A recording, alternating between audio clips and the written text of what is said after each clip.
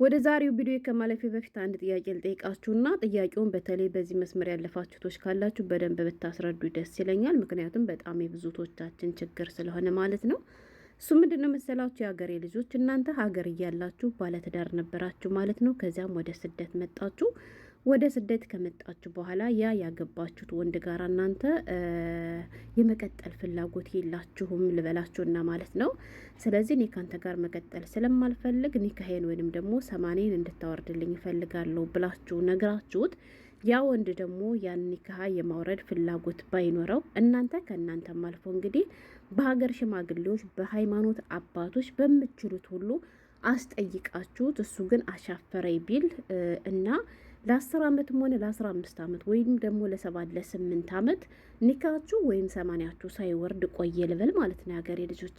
ከዛ የፈለገ ያክል ብዙ ዓመት እንኳ ብንቆይ የሰው ሀገር የሰው ነውና መቼም ወደ ሀገራችን መግባታችን አይቀርም ልበላችሁ ማለት ነው። እና ወደ ሀገራችን ስንገባ ያ ትናንትና ያገባችሁት ወንድ እናንተ በስደት እያላችሁ ከሱ ጋራ የማውራትም ሆነ የመወያየት ምንም አይነት ፍላጎት የላችሁም። በቃ ምክንያቱም ከሱ ጋር መለየት ስለምትፈልጉ ማለት ነው። እና እሱ ደግሞ በተለያየ ጊዜ የተለያየ ስልክ እየቀየረ ሚሆን በተለያዩ ሰዎች ምናምን ስለናንተ የሚያወራ ስለናንተ መልእክት እየላከ አሁንም ስለናንተ ቁጭ ብሎ በማውራት ጊዜውን እየገደለ አለ። ሌላ ሚስት አላገባም ልበላችሁ ማለት ነው ሀገሬ ልጆች። ከዛ እሱ በዚያ ሁኔታ ውስጥ እያለ እናንተ ያው ስደት ነው ያላችሁ። ስደት ያለን ልጆች አነሰ ማደገ መቼም እንሰራለን እናገኛለን። በዚያች በምናገኛን ነገር ደግሞ ከሀገራችን ላይ ቤትም ሆነ መኪናም ሆነ ቦታም ሆነ ገንዘብም ሆነ አፈራን ብል ማለት ነው ሀገሬ ልጆች 10 ዓመትም 15 ዓመትም ወይ 7 8 ዓመት ወይም ደግሞ 2 ዓመት የሚሆን ልበላችሁ። ከዛ እናንተ ያችን ከሰራችሁ በኋላ የሰው ነገር የሰው ነውና ስለማያዋጣ ምን ቢሆን ወደ ሀገራችን መመለሳችን ስለማይቀር ወደ ሀገራችን ስንመለስ አሁንም ያነ ኒካ ወይም ያነ ሰማንያ እንዳለ ነው ልበላችሁ ማለት ነው ሀገሬ ልጆች። ከዛ እናንተ ወደ ሀገር ከገባችሁ በኋላ ያ ትናንትና ያገባችሁት ወንድ አሁንም ቢሆን ከአንቺ ጋር መቀጠል ፈልጋለሁ፣ ስለዚህ እንድትለይኝ አልፈልግም ቢላችሁ እናንተ ደግሞ ከእሱ ጋር የመቀጠል ፍላጎት የለኝም አላችሁ ልበል። ከዛ እሱ ደግሞ እንግዲያውስ አንቺ ከኔ ጋር የማትቀጥይ ከሆነ 10 ዓመት ሆነ 15 ዓመት ወይ 7 8 ዓመት እንዳልኳችሁ ሰርታችኋል። ያን አረብ ሀገር የቆየሽባቸውን አመታቶች ያፈራሻቸውን ሀብት ንብረቶች አንድ በአንድ እኩል የመካፈል መብት አለኝ ቢላችሁ ወይንም ደግሞ ህጉ ቢፈቅድለትና አዎ የማካፈል ግዴታ አለብሽ ብትባሉ ምን ታደርጋላችሁ? እስኪ ንገሩኝ። ታካፍሉታላችሁ? እናንተ ግን ጠብቀኝ አላላችሁትም። እናንተ ጠብቀኝ ብላችሁ ሳይሆን እሱ ይሄን ነገር መጠቀም ስለፈለገ ወይንም ደግሞ ሌላ አማራጭ ስለሌለው ቁጭ ብሎ እንደዚያ እግሩን አጣጥፎ እየቃመ እየጠጣ ቢጠብቃችሁ ችግር የለም እኔ ከእሱ ጋር ከምቀጥል ገንዘቤን ባካፍል ይሻለኛል ብላችሁ ያ ብዙ ዋጋ የከፈላችሁለትን ገንዘባችሁን ታካፍሉታላችሁ ወይስ አይ ገንዘቤን ከማካፍለው እየጠለውትም ቢሆን ከእሱ ጋር ልኑር ብላችሁ ከእሱ ጋር ለመኖር ትወስናላችሁ? እስኪ ንገሩኝ። ወይስ ከእሱ ጋር መኖርም አልፈለግም ገንዘቤንም መስጠትም አልፈለግም፣ በየትኛው ነው የምትስማሙት? እስኪ ንገሩኝ። ጥያቄን የጠየኳችሁ ወላሂ ከምሬ ነውና ለምትሉ በጣም ብዙ እህቶቻችን ወደ ሀገር ለመግባት የሚያስፈራችሁ ይሄ ጉዳይ ስለሆነ ማለት ነው። ገባችሁ?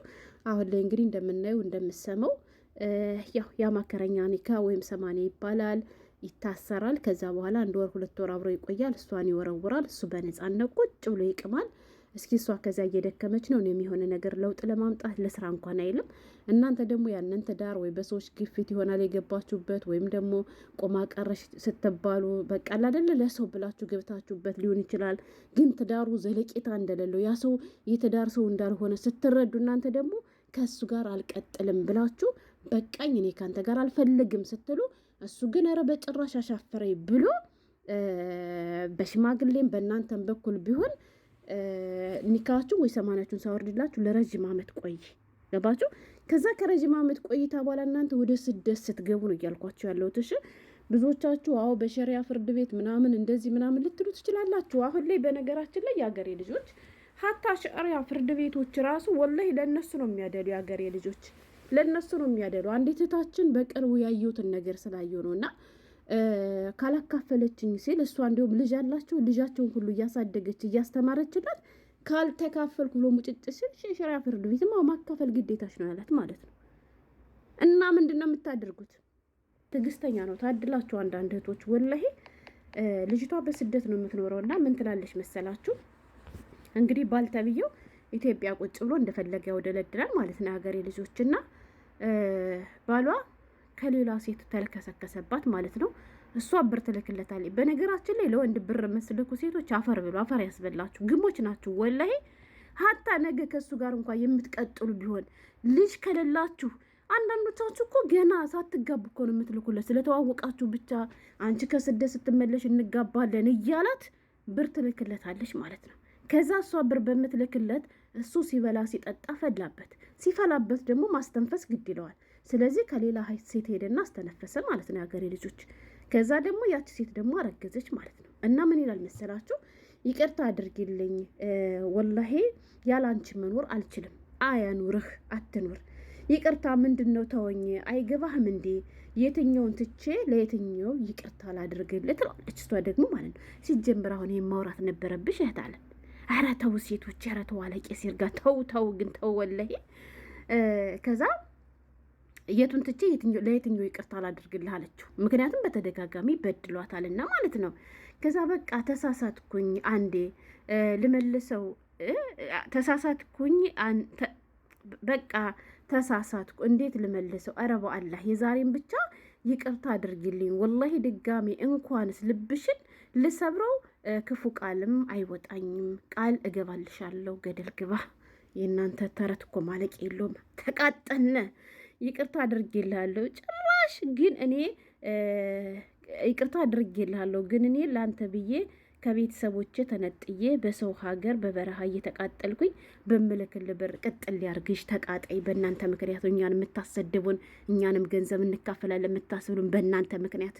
አንቺ ዱቄት አለል እየቀለብሽ ማለት ነው። ብር ምንድን አለችው? እየተቃጠልኩኝ በምልክል ብር ከፈለግከው ተጋድመህ በስህተት ነው ትላለህ። በስህተት አስረግዘህ ከዛስ እኔ ባልሰማ እስከ መቼ ነበር የምደብቀኝ? እሱ ደግሞ አስረገዝክ ብሎ አልነገራትም። በሌላ ሰው ነው የሰማችሁ ማለት ነው። ወላሂ በአንድ ቀን ስህተት ነው። በቃ ስልክ አንሽልኝና ላስረዳሽ፣ ደግሞ አገባሻለሁ ያልኳት አስወርደዋለሁ ስላለችኝ ነው። ላገባት አልነበረም። ስሙ እንግዲህ የተጠነሰው ልጅም ደግሞ ተወርዷል ማለት ነው። አሰቡት ማለት ነው። አሁን ይሄ ቢመጣ እንዲሁ ባል ሊሆንሽ ነው። አሁን ይሄን ያክል ሲጀመር አሁን ከእሱ ጋር መዘራዘር ለምን አስፈለግ? እንዲሁ ከዚህ በላይ ምን እንዲያደርግሽ ነበር የፈለግሽው?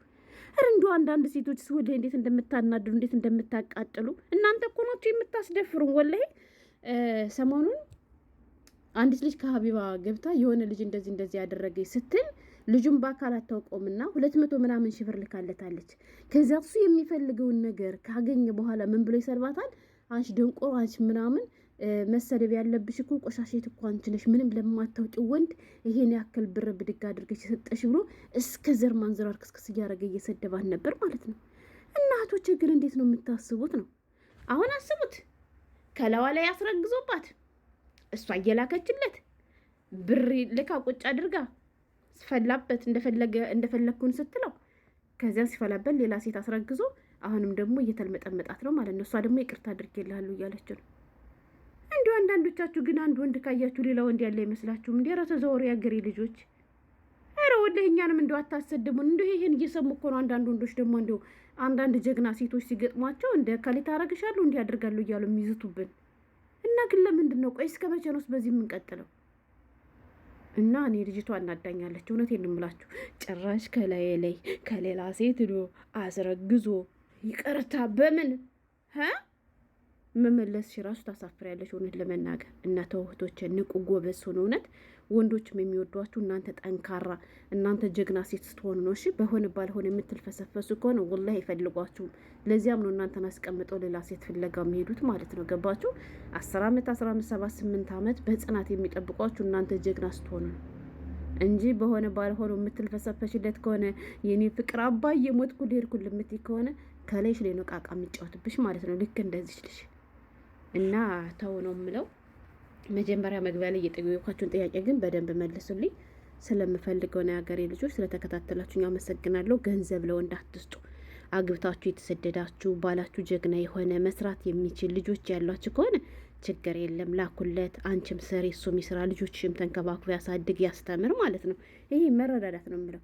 ግን ለሀገር ሱሳ መስ ቁጭ ብሎ እየቃመ መስ ቁጭ ብሎ እየጠጣ እየዋለ ሲፈላበት ከአስሩ ሴት ጋር እየሄደ ልክ እንደ አውራ በሬ ጉብ ለሚል ወንድ ጋር ብራችሁን አትስጡ። ይፈልግ ያክል ፍቅር እንኳን ቢኖርባችሁ ተው ወላሂ